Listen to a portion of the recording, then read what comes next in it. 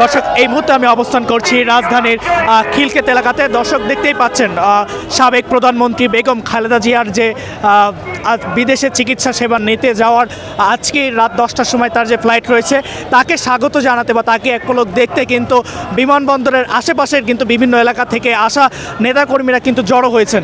এবং দর্শক দেখতে পাচ্ছেন এখানে শ্রমিক দল সহ ছাত্র দল এবং বিএনপির নানা রকমের যে সংগঠন রয়েছে অঙ্গ সংগঠন তারা কিন্তু আজকে এখানে এসেছেন। দর্শক আমরা সামনে লক্ষ্য করছি এখানে কিন্তু একজন রয়েছেন এবং তিনি কিন্তু হচ্ছে যে তার যে ধানের শীষের যে প্রতীক সেটিকে কিন্তু তিনি প্রতিকৃতিতে এখানে সেজে কিন্তু এখানে এসেছেন দর্শক। এবং আমরা সামনে কিন্তু লক্ষ্য করেছি অসংখ্য নেতা কর্মীরা কিন্তু আজকে এখান থেকে এসেছে। আমরা একটু কথা বলতে চাই একজনের সাথে। আপনি আজকে এখানে এসেছেন, আসলে আপনার কি কি প্রত্যাশা বা আপনি আসলে কিভাবে দেখছেন আজকে তার যে খালেদা জিয়ার সাবেক প্রধানমন্ত্রী খালেদা জিয়ার বাইরের দেশে যাওয়ার চিকিৎসা সেবা নেওয়ার জন্য? বিগত 16-17 বছর যে স্বৈরাচারী খুনি হাসিনা যে নির্যাতন নিপীড়ন চালিয়ে গেছেন এবং বিনা দোষে বিনা অপরাধে আপসহীন 3বারের বেগম খালেদা জিয়াকে প্রধানমন্ত্রীকে তিনি চিকিৎসার জন্য বাইরে যেতে দেননি, সেটা দেশবাসী সহ সারা বিশ্ববাসী অবগত আছেন।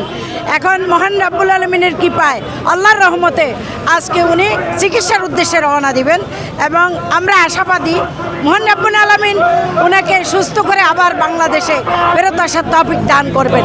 এবং স্বৈরাচারী হাসিনা এখন বিদায় নিয়েছেন, দেখেন এখন কি সুন্দর করে রাজপথে আমরা বিদায় দেওয়ার জন্য বেগম খালেদা জিয়াকে আমাদের ছাত্রদল, যুবদল, স্বেচ্ছাসেবক দল, মূলদল সহ সকল অঙ্গ সহযোগী সংগঠন সবাই কিন্তু রাস্তার পাশে দাঁড়িয়ে সারিবদ্ধভাবে দেশনেত্রী বেগম খালেদা জিয়াকে বিদায় দেওয়ার জন্য দাঁড়িয়েছেন। Thank you.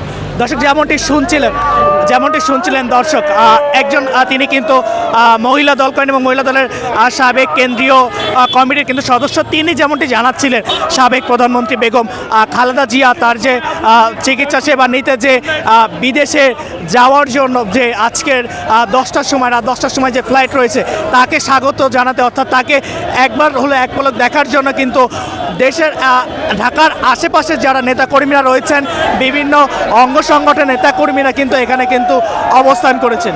দর্শক আমরা লক্ষ্য করেছি এখানে কিন্তু আইন শৃঙ্খলা রক্ষাকারী বাহিনী কিন্তু পুরো জায়গাটিকে কিন্তু নিরাপত্তা দিয়ে রেখেছে এবং যেন কোনোভাবে রাস্তার যে গাড়ি চলছে বা সেটি যেন কোনোভাবে বিঘ্ন না ঘটে সেটির জন্য কিন্তু এখানে আমরা বাংলাদেশ সেনাবাহিনী সহ পুলিশের উপস্থিতি এবং তাদের কার্যক্রম কিন্তু লক্ষ্য করেছি। দর্শক আপনাদেরকে জানিয়ে রাখতে চাই গত আওয়ামী সরকারের 5ই আগস্ট যে পতন হয়েছিল তার প্রেক্ষিতেই কিন্তু এখানে কিন্তু যে সরকার যে বর্তমান যে অন্তর্বর্তীকালীন সরকার গঠন হয় তারপরেই কিন্তু খালেদা জিয়াকে কিন্তু মুক্তি দেওয়া হয়। তিনি কিন্তু কারাগারে ছিলেন।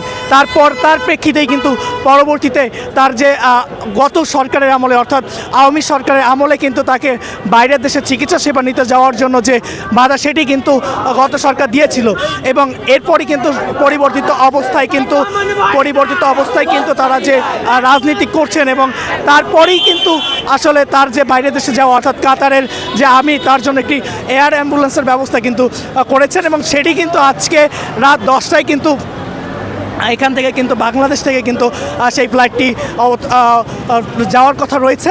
এবং দর্শক থেকে জানিয়ে রাখতে চাই সাবেক প্রধানমন্ত্রী বেগম খালেদা জিয়া তিনি কিন্তু দেশের যে তাদের যে নেতাকর্মীরা রয়েছেন তারা কিন্তু তার নামে যে তিনি যে আপসহীন নেত্রী সেটি কিন্তু বারবার তারা বলছেন যে এত জুলুম করার পরে কিন্তু তিনি দেশে থেকেছেন। এবং দর্শক আমরা যেমনটি জানতে পেরেছি তিনি কিন্তু দেশের এখান থেকে কিন্তু তিনি সরাসরি লন্ডনে যাবেন।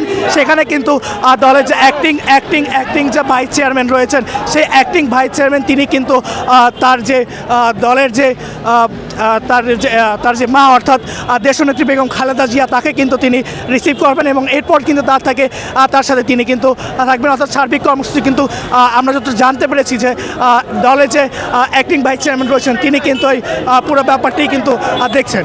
দর্শক আপনাদেরকে জানিয়ে রাখতে চাই এরপরে কিন্তু আমরা যত জানতে পেরেছি তার যুক্তরাজ্যে যাওয়ার কথা রয়েছে। এবং দর্শক এটি ছিল সর্বশেষ খিলক্ষেত এলাকা থেকে সর্বশেষ।